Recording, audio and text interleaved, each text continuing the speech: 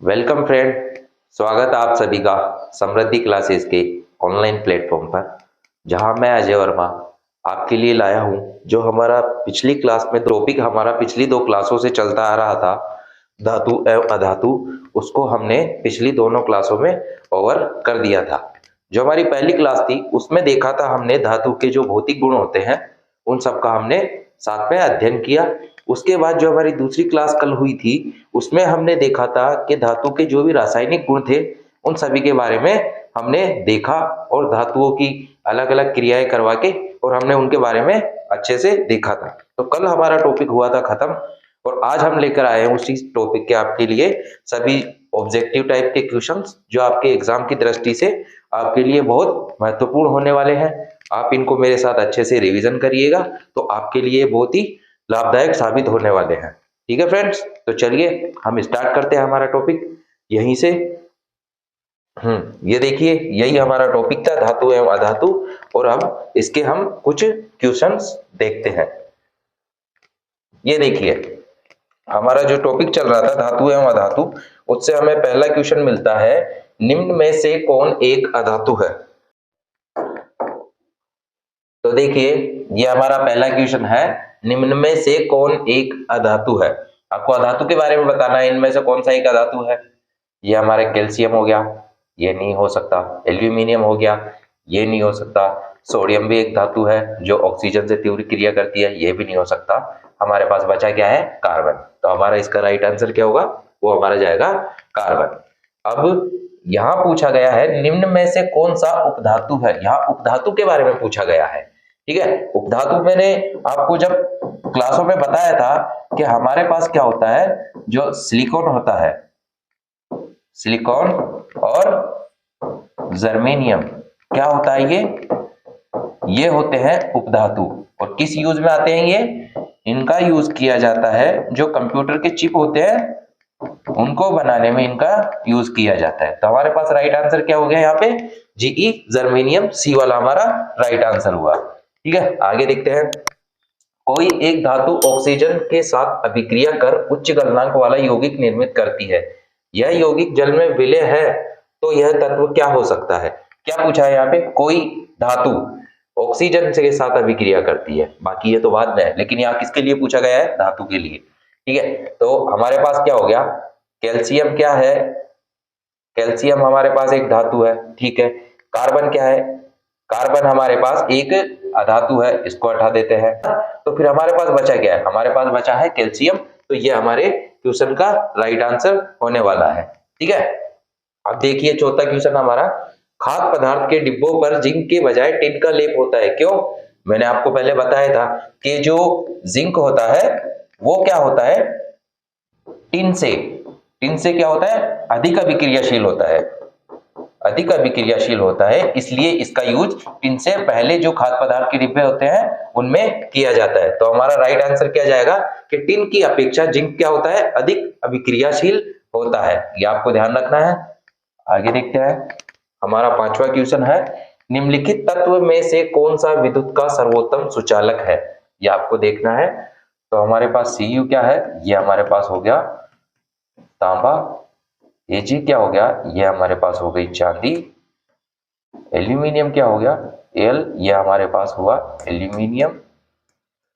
और Fe हमारे पास क्या हुआ, Fe हमारे पास हुआ लोहा। आपको इन चारों ऑप्शन में से बताना है कि विद्युत का सर्वोत्तम सुचालक कौन सा है, तो वो कौन सा होगा।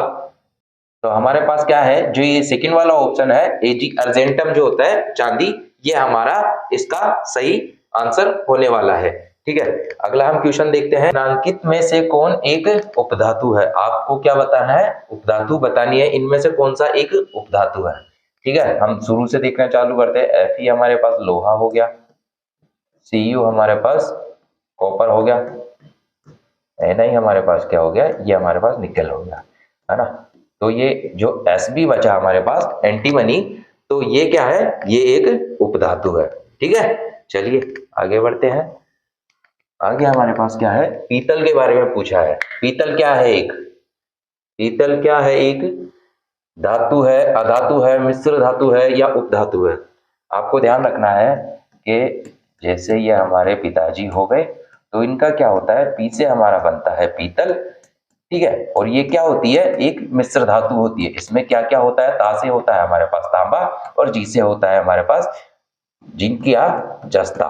इन दोनों का मिक्स करके हमारे पास एक मिश्र धातु बनती है, जिससे क्या बनता है, जिससे हमारा पीतल बनता है। तो ये क्या हुआ, ये हमारे पास एक मिश्र धातु हुआ, ठीक है।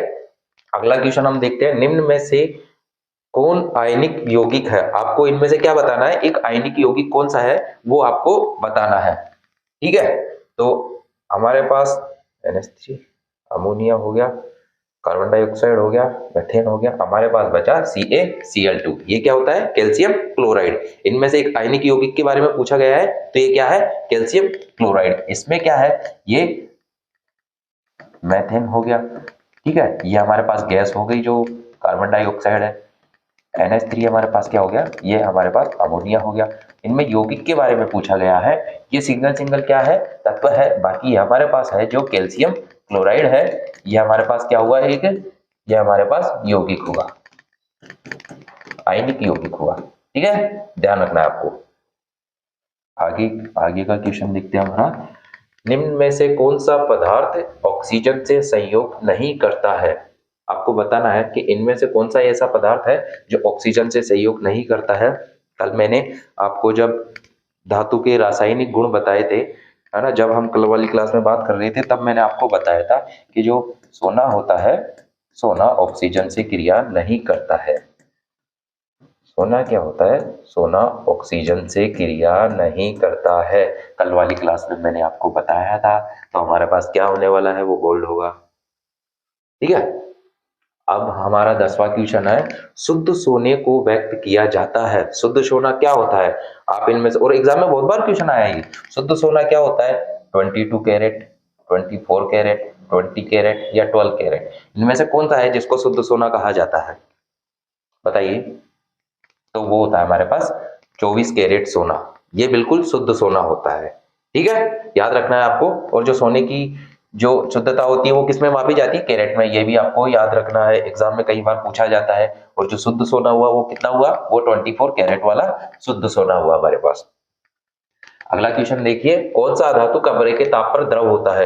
ये क्वेश्चन मैंने आपको पिछली क्लासों में ज्यादा भी नहीं तो कम से कम 10 बार बता दिया होगा। जब हमने हमारा पहला जो टॉपिक चला था तत्व यौगिक एवं मिश्रण, मैंने आपको वहां भी बताया था, ठीक है। जो पिछली हमारी 2 क्लास से वीडियो चलता आ रहा है धातु एवं अधातु, मैंने उसको वहां भी आपको बताया था। तो इसमें कौन सा होने वाला है, जो पारा होता है मरकरी, वो कमरे के तापमान पर कैसा पाया जाता है, कमरे के तापमान पर कैसा मिलता है हमें, कमरे के तापमान पर मिलता है ये हमें द्रव अवस्था में। तो ये बात आपको याद रखनी है। आगे देखते हैं हमारे पास, सीसा और टिन एक मिश्र धातु है। जो सीसा और टिन को मिलाकर मिश्र धातु बनती है उसको क्या कहते हैं, सीसा और टिन की मिश्र धातु को कहते हैं, क्या कहते हैं बताइए। सीसा और टिन से मिलाकर क्या बनता है, सीसा और जो टिन होता है इनसे मिलाकर हमारे पास बनता है शोल्डर। और शोल्डर क्या होता है, जो शोल्डर होता है ये एक मिश्र धातु होता है। और शोल्डर क्या होता है, कभी आप कोई रेडियो वेडियो खराब हुआ हो आपका, तो आप मैकेनिक से सही करवाने गए हो, तो आपने देखा होगा वो एक व्हाइट व्हाइट सा लगा के और उसको चिपकाता है तार को, वो क्या होता है, वो शोल्डर होता है। और किससे मिलकर बनता है, सीसा और टिन से। और शोल्डर क्या है, एक मिश्र धातु है, याद रखना है आपको, ठीक है। अगला क्वेश्चन देखिए हमारा, निम्नलिखित में से किसे चाकू से काटा जा सकता है। मैंने आपको कुछ कुछ ऐसी बात जो धातुएं बताई थी पिछली वाली क्लास में, है ना। तो उनमें से अब आपसे पूछा गया है कि इनमें से कौन सी एक ऐसी धातु है जिसे चाकू से आसानी से काटा जा सकता है। मैंने वहां पे तो आपको 3 बताई थी, है ना। लेकिन अब यहाँ पे उन 2 तो ऑप्शन में है ही नहीं, एक ही ऑप्शन में है ना। तो आपको बताना है, आयरन तो क्या है, आयरन तो हमारे पास कैसा हो गया, सॉलिड धातु हो गया। कॉपर सॉलिड, है ना। कैल्शियम, कैल्शियम नहीं है। लिथियम जैसे हो गया हमारे पास, जो लिथियम है, सॉरी, जो लिथियम है ये एक ऐसी धातु है, ये एक ऐसी धातु है जिसे चाकू से आसानी से काटा जा सकता है। इसे क्या है, अरे चाकू से आसानी से काटा जा सकता है। लिथियम एक ऐसी धातु है जिसे चाकू से आसानी से काटा जा सकता है। एग्जाम में क्वेश्चन होता है और मैंने कल भी आपको बताए थे ये सारे, है ना। तो अब देखिए हमारा आगे वाला क्वेश्चन क्या है, निम्नलिखित में से कौन अधिक अभिक्रियाशील है। अब ये जो हमारे पास 4 एलिमेंट दिए हैं, इनमें से आपको बताना है कि इनमें से सबसे ज्यादा अभिक्रियाशील कौन सा है। इनमें से बताइए कौन से ज्यादा अभिक्रियाशील है। तो हमारे पास होगा वो कॉपर। जो कॉपर है ये सबसे ज्यादा अभिक्रियाशील है, क्योंकि Au हमारे पास है, ये क्या होता है, ये हुआ सोना। सोना ऑक्सीजन से अभिक्रिया नहीं करता। ये चांदी हुआ। चांदी अगर उसकी बात की जाए, चालकता की बात की जाए, तो चांदी उनके लिए सबसे अच्छा है। लेकिन हमारे पास अभी क्या है, कॉपर। ये क्या है, सभी से ज्यादा अभिक्रियाशील है। ठीक है, याद रखना है आपको इस बात को। और आगे देखते हैं, निम्न में से कौन अधातु है। आपको इनमें से बताना है कौन सा एक अधातु है। Fe है लोहा, मैंने आपको बताया ये लोहा है, तो क्या है, धातु है। Al क्या है, एल्यूमिनियम है सर, धातु है। Au क्या हुआ, ये हमारे पास हुआ सोना, ये भी एक धातु है। हमारे पास क्या बचता है, सी, कार्बन। कार्बन क्या है, एक अधातु है। ठीक है, आगे देखते हैं कार्बन क्या है। अगला क्वेश्चन यही है, मैंने बताया कार्बन क्या है, कार्बन अधातु है। ठीक है, आगे बढ़ते हैं। सिलिका क्या है, सिलिका क्या होती है, धातु है, अधातु है या उपधातु है, या इनमें से कोई नहीं। आपको बताना है इसके लिए। सिलिका क्या है, सिलिका ना तो हमारे पास धातु है, न ही हमारे पास अधातु है, न ही हमारे पास उपधातु है। सिलिका क्या है, सिलिका वो होती है ना, मिट्टी जो होती है, ऐसा ही O2, मिट्टी जो होती है उसी को सिलिका कहते हैं। वो ना तो धातु है, ना अधातु है, ना हमारे पास मिश्र धातु है। ठीक है, आगे बढ़ते हैं। सक्रियता श्रेणी में हाइड्रोजन के ऊपर के जो तत्व होते हैं, ऊपर के जो धातु होते हैं, सक्रियता श्रेणी में हाइड्रोजन के ऊपर के धातु, अब बाकी की बात आपको यहां से रिलेट करके बताती है। वो क्या करते हैं, अम्लों से जब अभिक्रिया करते हैं तो क्या बनाते हैं, हाइड्रोजन आयन बनाते हैं, हाइड्रोजन गैस बनाते हैं, क्या बनाते हैं। सक्रियता श्रेणी में हाइड्रोजन के ऊपर के जो धातु होते हैं, जब उनकी, कल हमने बात की थी, जब उनकी अम्लों के साथ अभिक्रिया करवाई जाती है तो वो क्या बनाते हैं, हाइड्रोजन गैस बनाते हैं। कल हमने इसके लिए अच्छे से पूरा देखा था। अगर आपने वो वीडियो नहीं देखा है तो डिस्क्रिप्शन बॉक्स में उसका लिंक है, आप वहां से जाके उसको अच्छे से देखिए। बाकी हम बढ़ते हैं हमारे आगे अगले क्वेश्चन की ओर। उच्च विद्युत धनात्मकता के कारण धातु के परमाणु क्या बनाते हैं, बताइए। उच्च विद्युत धनात्मकता के कारण धातु के परमाणु क्या बनाते हैं। धनात्मकता की बात की जा रही है, तो जो धातु के परमाणु होते हैं वो क्या मिलकर क्या बनाते हैं, वो साथ में धनायन बनाते हैं। सीधा सीधा क्वेश्चन है ये तो। धातु के ऑक्साइड सामान्यतः क्या होते हैं, बताना आपको। जो हमने कल बात की थी कि जब धातुओं की क्रिया ऑक्सीजन से करवाई जाती है तो हमें ऑक्साइड प्राप्त होते हैं, और वो कौन से ऑक्साइड होते हैं, क्षारीय ऑक्साइड होते हैं। आपको कल वाली क्लास देख लीजिए। ठीक है, सीधा सा क्वेश्चन है। आगे देखते हैं, अयस्क से चुंबकीय अशुद्धियों को दूर करने के लिए जो विधि प्रयुक्त की जाती है वह कौन सी विधि होती है। जो अयस्क होते हैं उनमें जो चुंबकीय अशुद्धियां होती है उनको दूर करने के लिए, ये बात ध्यान रखना, चुंबकीय अशुद्धियों को दूर करने के लिए कौन सी विधि यूज में ली जाती है, तो सीधा सीधा हमारा आंसर हो गया चुंबकीय पृथक्करण विधि। ठीक है, आगे बढ़ते हैं। सल्फाइड अयस्कों का सांद्रण किस विधि से किया जाता है। सल्फाइड जो अयस्क होते हैं उनका सांद्रण किया जाता है झाग प्लावन विधि द्वारा। तो हमारे पास आंसर क्या होगा, जो फैन प्लावन द्वारा है, यही हमारा राइट आंसर होने वाला है। सल्फाइड अयस्कों का सांद्रण कैसे किया जाता है, झाग प्लावन या फैन प्लावन विधि द्वारा। आगे देखते हैं, आगे हमारे पास है, निम्नलिखित में से कौन एल्यूमिनियम का मिश्र धातु है। एल्यूमिनियम का, इनमें से आपको बताना है कौन सा मिश्र धातु है जिसमें एल्यूमिनियम मिक्स किया जाता है। तो एल्यूमिनियम का मिश्र धातु कौन सा है इनमें से, बताइए। सीधा सीधा हमारे पास होगा आंसर हिंडालियम। ठीक है, आपको याद रखना है ये। आगे देखते हैं, बॉक्साइट निम्नलिखित में से किस धातु का मुख्य अयस्क है। बॉक्साइट की बात है, अभी मैंने आपको पीछे भी बताया कि जो एल्यूमिनियम होते हैं, एल्यूमिनियम के क्या होते हैं, बॉक्साइड होते हैं। ठीक है, तो बॉक्साइट निम्नलिखित में से किस धातु का मुख्य अयस्क है, किसका है वो, एल्यूमिनियम का है। ठीक है, आगे देखते हैं हमारे पास अगला क्वेश्चन क्या है हमारे पास। कॉपर का निष्कर्षण मुख्यतः किस अयस्क से किया जाता है। जो कॉपर निकाला जाता है वो किस अयस्क से निकाला जाता है, बताइए। कॉपर ग्लास से, नहीं सर, और क्यूप्राइड नहीं, इनमें से कोई तो है नहीं। अभी तो हमारे पास एक और ऑप्शन है, तो हमारे पास ओपन ऑप्शन है जो ये कॉपर पाइराइड्स है, CuFeS2। ये क्या है? कॉपर पाइराइड्स। और इससे क्या निकाला जाता है? जब इससे हमें प्राप्त होता है कॉपर। जब इसका शुद्धिकरण किया जाता है तो हमारे पास कॉपर प्राप्त होता है। ठीक है, आगे देखते हैं हमारा अगला क्वेश्चन। निम्नलिखित में से किस धातु का गलनांक सबसे कम होता है? मैंने कल आपको 4 धातुएं बताई थी जिनका गलनांक सबसे कम होता है। अब आप आज आपको बताना है कि इनमें से कौन सी ऐसी धातु है जिनका गलनांक सबसे कम होता है। बताइए। जो सोडियम हमारे पास, इसका गलनांक मैंने कल आपको बताया था और ये सबसे कम होता है। और सोडियम क्या होता है? ऑक्सीजन। और या फिर इसको क्या किया जाता है, जो केरोसिन का जो तेल होता है, केरोसिन में, इसे केरोसिन में डुबोकर रखा जाता है। क्यों? क्योंकि ये ऑक्सीजन से तीव्र क्रिया करता है। जैसे इसको बाहर लाया जाता है तो ये ऑक्सीजन से क्रिया करके आग में जलने लगता है। ठीक है, आगे देखते हैं। साधारण गंधक किस आणविक रूप में पाया जाता है? साधारण जो गंधक होता है सल्फर, वो किस आणविक रूप में पाया जाता है? तो इसके लिए हमारे पास आंसर बी वाला राइट आंसर होगा, जो S8 है, ये हमारा सल्फर इस वाले आणविक रूप में पाया जाता है। आगे देखना है, फास्फोरस का आणविक सूत्र क्या होता है? क्या होता है फास्फोरस का आणविक सूत्र?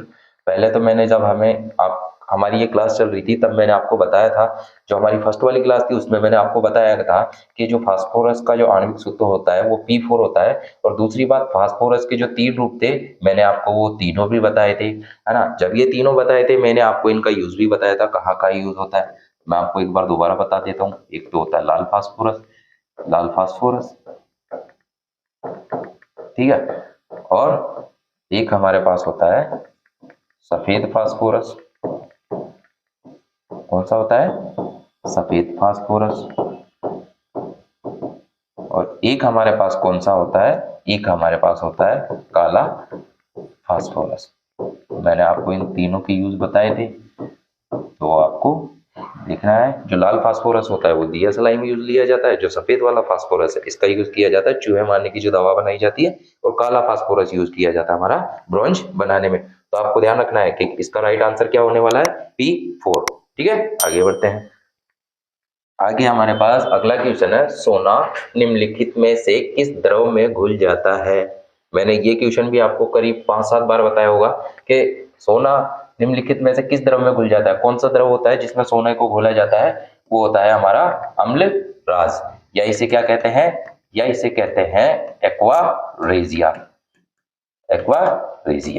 ये भी आपको याद रखना है। ठीक है, जो अम्लगम एक मिश्र धातु है जिसमें एक धातु हमेशा रहता है। बताना है आपको, अम्लगम एक मिश्र धातु है जिसमें एक धातु हमेशा रहता है। अम्लगम किसका अयस्क है? अम्लगम पारे का अयस्क है। आपको याद रखना है, जो पारा है उसका अयस्क कौन सा है? अम्लगम। जो पारे को मिक्स करके कोई भी धातु बनाया जाता है तो उसमें क्या मिलता है? उससे हमें अम्लगम मिलता है। ठीक है, आगे देखते हैं। अगला हमारा क्वेश्चन है, वल्कीनीकरण की प्रक्रिया जो है, तो क्या है हमारा क्वेश्चन? वल्कीनीकरण की प्रक्रिया में प्राकृतिक रबर के साथ निम्नलिखित में से क्या मिलाया जाता है? जब वल्कीनीकरण की प्रक्रिया होती है और प्राकृतिक जो रबर बनाया जाता है उसमें, उस प्रक्रिया में क्या मिलाया जाता है प्राकृतिक रबर के साथ? उसमें मिलाया जाता है साधारण गंधक। जो सल्फर होता है वो उसमें मिलाया जाता है। ठीक है, चलिए आगे देखते हैं। निम्नलिखित में से कौन अति ज्वलनशील है? बताना है आपको। सबसे ज्यादा ज्वलनशील कौन सा है इनमें से? मैंने आपको तीनों फास्फोरस बताए थे। यूज तो इसका वैसे दिया सलाई में होता है, लेकिन ज्वलनशील की बात की जाए तो हमारे पास कौन सा होता है? श्वेत फास्फोरस, है ना। और इसका यूज भी मैंने आपको बताया, इसका यूज किया जाता है चूहे मारने की जो दवा होती है उसको बनाने में। ठीक है, तो निम्नलिखित में से अति ज्वलनशील कौन सा हुआ हमारे पास? श्वेत फास्फोरस। चलिए आगे देखते हैं हमारे पास। आगे हमारा क्वेश्चन है, व्यावसायिक स्तर पर एल्यूमिनियम धातु का निष्कर्षण किस अयस्क से किया जाता है? मैंने आपको पीछे बताया, व्यावसायिक स्तर पर एल्यूमिनियम धातु का जो निष्कर्षण होता है किस अयस्क से किया जाता है? बताया था मैंने आपको पीछे।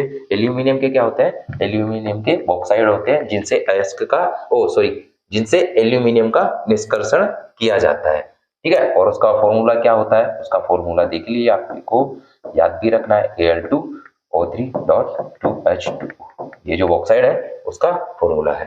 ठीक है, और एल्यूमिनियम का निष्कर्षण बॉक्साइड से किया जाता है, एल्यूमिनियम के जो होते हैं वो बॉक्साइड पाए जाते हैं। ठीक है, लोहे के निष्कर्षण में चूना पत्थर कैल्शियम सिलिकेट, ये जो चूना पत्थर कैल्शियम सिलिकेट है उसका फॉर्मूला दिया है CaSiO4, है ना, यह एक यौगिक बनाता है। और ये यौगिक क्या कहलाता है बताना है आपको, ये कहलाता है जो धातु मल होता है। जब लोहे का निष्कर्षण किया जाता है तो उसके बाद क्या बचता है हमारे पास, उसके बाद बचता है चूना पत्थर या कैल्शियम जो सिलिकेट होता है वो हमारे पास बचता है ना। तो वो क्या होता है, एक धातु मल होता है। धातु तो हमने जो थी लोहा वो हमने निकाल लिया, जो बचा वो क्या हुआ, वो हमारे पास धातु मल हुआ।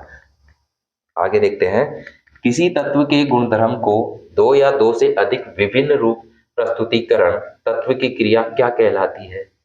जैसा आपने देखा होगा कार्बन है ना, कार्बन के क्या होते हैं, कार्बन के अलग अलग जो रूप है उनको क्या कहा जाता है, कार्बन के अपर रूप कहा जाता है। क्योंकि कार्बन के अपर रूप में क्या होता है, हीरा भी होता है और ग्रेफाइट भी होता है ना, कोयला भी होता है ना, ये सब क्या होते हैं, ये सब क्या होते हैं, ये सब कार्बन के अपर रूप होते हैं। तो इसने क्या पूछा है, किसी तत्व के गुणधर्म दो या दो से अधिक विभिन्न रूप प्रस्तुतिकरण, विभिन्न रूप जो प्रस्तुतिकरण होती है तत्व की क्या कहलाती है, उसे क्या कहते हैं, तत्व की अपर रूपता कहते हैं। ठीक है, आगे देखते हैं, धातुओं की प्रकृति होती है, कैसी होती है धातुओं की प्रकृति, मैंने आपको पीछे भी बताया, जो धातुओं की प्रकृति होती है वो विद्युत धनात्मक होती है, आपको याद रखना है ये बात। ठीक है, आगे का क्वेश्चन देखते हैं हमारा। ठीक है, हमारा 37 नंबर का क्वेश्चन है, लोहा एवं इस्पात को जंग से सुरक्षित रखने के लिए उन पर किसकी पतली परत चढ़ाई जाती है।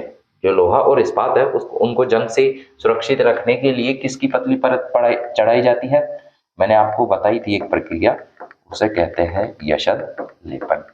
ठीक है, या फिर इसे कहते हैं गैल्वेनाइजेशन। क्या कहते हैं, गैल्वेनाइजेशन। इसमें क्या होता है, जो लोहा और इस्पात होता है उसको जंग से बचाने के लिए किसकी परत चढ़ाई जाती है, जिंक या जस्ते की परत उस पर चढ़ाई जाती है, आपको ध्यान रखना है। अगला क्वेश्चन देखिए हमारा, किसी रासायनिक यौगिक को गर्म करने पर कौन सा ऐसा रासायनिक यौगिक है जिसको जब गर्म किया जाता है तो हमें क्या मिलता है, प्लास्टर ऑफ पेरिस प्राप्त होता है। कौन सा ऐसा रासायनिक यौगिक है जिसको गर्म करने पर हमें प्लास्टर ऑफ पेरिस मिलता है, तो जिप्सम वो है।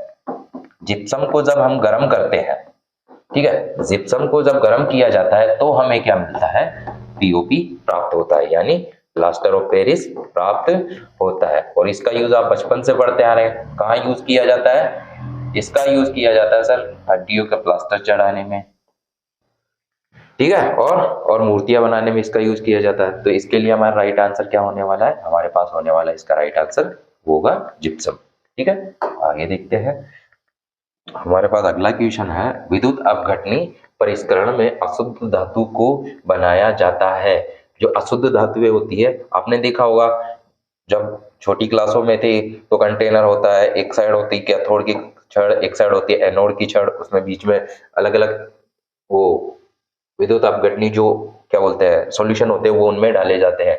जब इनको स्टार्ट किया जाता है तो आपने देखा होगा जो अशुद्धियां होती है वो जाके एनोड पे जमा हो जाती है, और जो शुद्ध धातु हमें मिलती है वो कैथोड पे या ग्रेफाइट की जो छड़ लगी होती है वहां से हमें मिलती है। तो जो विद्युत अपघटनी परिष्करण होता है वहां पे अशुद्ध धातु को कहाँ बनाया जाता है बताना है आपको। मैंने आपको बताया जो अशुद्ध धातु होती है उसको कहाँ बनाया जाता है, उसको बनाया जाता है एनोड पर। ठीक है, आगे का हमारा क्वेश्चन है, निम्नलिखित में से कौन सबसे अधिक अभिक्रियाशील धातु है। आपको बताना है इनमें से जो सबसे अधिक अभिक्रियाशील धातु है वो कौन सी है। दो धातुएं हमारे पास अधिक अभिक्रियाशील थी, जैसा मैंने आपको बताया था, एक हमारे पास था सोडियम और सर एक हमारे पास था पोटेशियम। ये जो दोनों धातुएं हैं ये अधिक अभिक्रियाशील है। सोडियम क्या होता है Na और पोटेशियम क्या होता है K। तो ठीक है, इनमें सबसे ज्यादा अभिक्रियाशील कौन सी है, वो हमारे पास है पोटेशियम। ठीक है, ये जो ये वाला तीर का निशान है तो इसका मतलब हुआ ज्यादा ये हुआ। ठीक है, आगे देखते हैं हमारा अगला क्वेश्चन, जब मैग्नीशियम फीता को जलाया जाता है, जब हमने कल वाली क्लास देखी थी और हमने आपको एक एग्जाम्पल दिया था कि जब मैग्नीशियम के फीते को हमने जलाया तो वो क्या उसने क्या किया, एक सफेद ज्वाला के साथ वो क्या करता है, जलने लगता है। सफेद जो प्रकाश होता है वो देने लगता है, या फिर आप उसे चमकीली ज्वाला कह दीजिए। है ना। तो अब वही क्वेश्चन आपके सामने फिर से आया है, क्वेश्चन बनकर आया है। मैंने आपको एग्जांपल दिया था और एक डायग्राम से पूरा अच्छे से समझाया था। अब आपको बताना है कि जब मैग्नीशियम फीते को जलाया जाता है तो उत्पन्न जो आग की लो होती है वो कैसी होती है। तो मैंने वो आपको बता दिया कैसी होती है, वो चमकीली ज्वाला होती है या सफेद ज्वाला में वो जलता है। ठीक है, ये क्वेश्चन मैंने आपको बहुत बार बताया और अब तक मैंने बहुत बार आपको कहा भी है कि एग्जाम में जब आता है तो इनके जो रेशियो होते हैं उनको उलटकर कंफ्यूजन बहुत किया जाता है। अब आपको बताना है कि एक्वारेजिया जो रॉयल जल है किस अनुपात में हाइड्रोक्लोरिक अम्ल और किस अनुपात में सांद्र नाइट्रिक अम्ल का ताजा मिश्रण होता है, ये आपको बताना है। इसका आंसर आप मुझे कमेंट बॉक्स में दीजिएगा। मैंने ये क्वेश्चन आपको बहुत बार करवा भी दिया है और आप इसका आंसर मुझे कमेंट करके बताएंगे। ठीक है, आगे हम देखते हैं अपने शुद्ध रूप में जो धातु की सतह होती है वो कैसी होती है। हमने जब धातु के भौतिक गुण पढ़े थे तब आपको बताया धातुएं कैसी होती है, धातुएं चमकदार होती है और धातुएं कैसी होती है, धातुएं कठोर होती है। धातुओं में क्या होती है, इनमें तन्यता भी होती है और इनमें आघातवर्ध्यता भी होती है ना। तो क्या है, ये दोनों चीजें अलग अलग है। जो तन्यता है वो अलग बात है, आघातवर्ध्यता ये दोनों अलग अलग बातें हैं। तो अभी इसने क्या पूछा है, अपने शुद्ध रूप में धातु की सतह कैसे होती है, तो धातुएं कैसी होती है, चमकदार होती है। ठीक है, अगला हमारा क्वेश्चन देखते हैं, धातु का पतला तार के रूप में खींचने की क्षमता को क्या कहा जाता है। अब मैंने कहा कि तन्यता अलग है, आघातवर्ध्यता अलग है। ठीक है, या फिर हमारे पास एक और ऑप्शन है लचीलापन। आप इन तीनों में से क्या आंसर लगाएंगे। अगर बात की जाए कि धातु को पीटकर उसकी लंबी चादरें बनाई जा रही है तो वो कौन सा गुण हो गया, जब लंबी चादरें बनाई जाए पीटकर, है ना, तो वो हमारा गुण हो गया आघातवर्ध्यता, है ना। और जब खींचकर लंबा वायर बनाने की बात की जाए तो वो हमारे लंबा तार बनाने की बात की जाए तो वो हमारे कौन सा गुण हुआ, वो हमारा होता है उसका तन्यता। ठीक है, ये आपको ध्यान रखना है, एग्जाम में इसी तरीके से कंफ्यूजन किया जाता है। और जैसे आपने इन दोनों के बारे में नहीं पता हो आपको कि दोनों क्या चीजें होती है, एक होती है अलग होती है, तो आप आंसर लगाने वाले हैं लचीलापन, तो ये आंसर आपका गलत हो जाएगा। पर आपको ध्यान रखना है कौन सा होता है, तन्यता। ठीक है, चलिए आगे देखते हैं हमारा, हाँ सॉरी कुछ धातुओं को पीटकर, अभी मैंने आपको पीछे बताया, कुछ धातुओं को पीटकर पतली चादर बनाया जा सकता है, इस गुणधर्म को क्या कहते हैं। मैंने ये तो आपको पीछे बता दिया, अगर पीटकर लंबी चादर बनाई तो आघातवर्ध्यता हो गया और खींचकर लंबा तार बनाया तो क्या हो गया, उसकी तन्यता हो गई, और तार बनाने की, ठीक है, वो तन्यता हो गई। जो धातुएं कठोर सतह से टकराने पर आवाज उत्पन्न करती है उन्हें क्या कहा जाता है। ठीक है, ये बताइए चलो क्या होती है, तन्यता। तन्यता नहीं, तन्यता हमने देखी जो लंबा तार खींच के बनाया वो तन्यता होती है। ध्वनिक या सोरोरस, सोनोरस, है ना, ये क्या होता है, ये होता है जो आवाज उत्पन्न होती है उसका ध्वनिक गुण होता है। ठीक है, आघातवर्ध्यता क्या थी, आघातवर्ध्यता हमारे पास थी लंबी चादर बनाने वाला, और तन्यता क्या थी, लंबा तार बनाने वाला। जो ध्वनिक गुण होता है, जो ध्वनि उत्पन्न करता है उसे क्या कहते हैं, ध्वनिक या सोनोरस। एग्जाम में कभी कभी क्या होता है, देखिए एग्जाम में हमें एक तो ध्वनिक भी ऑप्शन में मिलता है ना, और एक ऑप्शन और मिलता है हमें सोनोरस, है ना, और एक आखिरी में ऑप्शन दिया जाता है कि ए और बी दोनों। तो आपको ये दोनों याद रखने हैं, ध्वनिक भी याद रखना है और सोनोरस भी याद रखना है। ठीक है, चलिए आगे बढ़ते हैं। सबसे अधिक तन्य धातु कौन सी है, मैंने आपको बताया था पिछली वाली क्लास में, जब हमारी क्लास है हमने बहुत अच्छे से आपके साथ डिस्कस की थी, तब हमने इस बात को भी बहुत बार आपसे डिस्कस किया था। अब ये पूछा है सबसे अधिक तन्य धातु कौन है, बताना है आपको। मैंने आपको बताया था कि जो सोना होता है वो, इनकी तन्यता क्या होती है, तन्यता वही होती है ना जिसके लंबे वायर बनाए जाते हैं, है ना, उसकी बात की जा रही है। जो लंबे तार बनाए जाते हैं उसकी बात की जा रही है, तन्यता वो वाला गुण होता है ना। और तो सोना ऐसा धातु है कि ये सबसे ज्यादा तन्य होता है। 1 ग्राम सोने में, क्या 1 ग्राम सोने में जो इसका लंबा वायर बनाया जाता है ना वो कितना जाता है, 2 किलोमीटर। आप उसे मतलब 2 किलोमीटर उसको इतना लंबा खींच सकते हैं, 2 किलोमीटर जितना कि वो बीच में से टूटेगा नहीं जब तक उसके 2 किलोमीटर लंबा वायर नहीं होता, है ना। तो सोना क्या होता है, 1 ग्राम में 2 किलोमीटर लंबा वायर बना जा सकता है, ये इतनी तन्य धातु होती है। तो हमारा ऑप्शन क्या हुआ, सबसे अधिक तन्य धातु कौन सी है, सोना। हाँ, ये देखिए हमारा अगला क्वेश्चन भी यही है, 1 ग्राम सोने से कितना लंबा वायर बनाया जा सकता है, ये मैंने आपको बता दिया यहाँ पे। कितना 2 किलोमीटर लंबा। और ये एग्जाम में क्वेश्चन आते हैं, मैंने आपको पहले भी कहा था ये क्वेश्चन एग्जाम में बहुत बार आए हुए भी है और आते भी है, आपको ध्यान में रखनी है ये बातें। हम कौन से क्वेश्चन करते हैं, जो हमारा टॉपिक खत्म हो जाता है उसी टॉपिक के हम सारे क्वेश्चन लेकर आते हैं, लेकिन जब हमारे सारे टॉपिक कंप्लीट हो जाएंगे तो हम इन सबका मिक्स करके एक बड़ी क्लास बना के आपको सारे क्वेश्चन आंसर पूरा एक साथ करवा देंगे, जो आपने चाहे जिस भी एग्जाम की तैयारी आप कर रहे हो, है ना। अगर उसके सिलेबस में साइंस है तो ये सारे क्वेश्चन आपको बहुत नंबर दिलाने वाले हैं, सही बता रहा हूं मैं, है ना। तो आप हमारा अगला क्वेश्चन देखिए कि कमरे के ताप पर मरकरी धातु किस अवस्था में पाई जाती है। ये क्वेश्चन हमने पहले भी किया था, लेकिन क्वेश्चन घुमा क्या है इस बार, उसमें क्या था कि कौन सी ऐसी धातु है जो कमरे के ताप पर द्रव अवस्था में पाई जाती है। अब हमारे यहाँ क्वेश्चन क्या चेंज हुआ, कमरे के ताप पर मरकरी धातु किस अवस्था में पाई जाती है, इसको थोड़ा सा घुमाया है। बाकी समझने वाली बात वही है कि मरकरी जो होता है कमरे के ताप पर किस अवस्था में पाया जाता है, वो हमारे द्रव अवस्था में पाया जाता है। अगला देखते हैं 50वां क्वेश्चन हमारा, इनमें से कौन अधातु होते हुए भी चमकीला होता है। ये भी मैंने आपको बहुत बार बताया। वैसे धातुओं का जो गुण होता है, धातुओं का गुण क्या होता है, धातुओं का गुण क्या होता है, धातुएं कैसी होती है, धातुएं होती है चमकदार, ठीक है। और जो अधातुएं होती हैं, अधातुएं क्या होती है, ये चमकदार नहीं होती है, धुंधली होती है, चमकदार नहीं होती है। लेकिन इनमें अपवाद स्वरूप में एक क्या पाया जाता है, इनमें अपवाद स्वरूप में क्या होता है, अपवाद स्वरूप इनमें पाया जाता है आयोडीन। आयोडीन एक ऐसा अधातु है जो चमकीला होता है ना। और मैंने आपको पहले भी कहा था, जो अपवाद स्वरूप में आप देखते हैं मैक्सिमम क्वेश्चन यहां से ही बनकर आपके सामने आते हैं। तो क्या है, आयोडीन एक अपवाद है, आयोडीन अधातु हो भी कैसा है, चमकीला है। तो आपका इसमें आंसर सही क्या होने वाला है, इनमें से कौन अधातु होते हुए भी चमकीला होता है। तो आपको सही आंसर टिक करना है, वो क्या होता है, आयोडीन होता है। कौन सा होता है, आयोडीन होता है, ये आपको याद रखना है। ठीक है फ्रेंड्स, यहाँ हमारी क्लास का होता है समापन। और आज जो हमने आपको जितने भी क्वेश्चन करवाए, ये आपके एग्जाम के लिए भी इम्पोर्टेंट है, और पीछे आए हुए भी क्वेश्चन है और आने वाले भी हैं। आपको इनको अच्छे से रिवाइज करना है। और आपको अगर वीडियो पसंद आया हो तो वीडियो को एक लाइक कीजिए और अपने सभी दोस्तों के साथ शेयर करते रहिए। अगर आप हमारे चैनल पर नए हैं तो आपको करना क्या है, आपको चैनल को सब्सक्राइब करना है, पास ही में जो बेल वाला आइकन है उसे दबा के ऑल पे कर देना है, ताकि हमारी जो भी कोई नई वीडियो आती है उसका नोटिफिकेशन आपको सबसे पहले मिलता रहे और आप ऐसे ही अच्छी अच्छी क्लासें देखकर उनका लाभ उठाते रहें। ठीक है फ्रेंड्स, तो यह हमारा आज का था। अब जो हमारी नई क्लास होगी उसमें हम स्टार्ट करेंगे हमारा नया टॉपिक। ठीक है, तो आज की क्लास का हम यही समापन करते हैं, विदा लेते हैं आपसे। Okay, bye friends.